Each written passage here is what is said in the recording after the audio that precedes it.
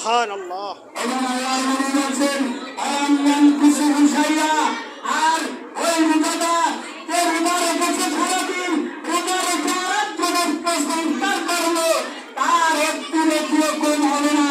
কেননা আল্লাহর কাছে যে সওয়াবের ভান্ডার কম নাই। আল্লাহ কি কম আছে যে একজনের কাছ থেকে নিয়ে আরেকজনকে দিতে হবে? সুতরাং আমরা এই রমজান মাসে বেশি বেশি করে দান করবো। বিশেষভাবে অত্রমাত্র সদা রোজার মাসে খোলা থাকে। আমরা এই রোজার মাসে ইফতারের জন্য ইফতারি বাবদে বিভিন্নভাবে আমরা বাজেট দেওয়ার জন্য চেষ্টা করব, যাতে আমরা দুনিয়া এবং আখিরাত কামাই করতে পারি। রমজান মাসে ছাত্র ছাত্রীরা শিক্ষকবৃন্দ সুন্দরভাবে রোজা রেখে আমল করতে পারে, আল্লাহর ইবাদত করতে পারে। আমাদের জন্য দুনিয়া এবং আখিরাতের কামিয়াবি যেন আমরা হাসিল করতে পারি, এই দিকে আমরা লক্ষ্য রাখবো। আমাদের আল্লাহ তাআলা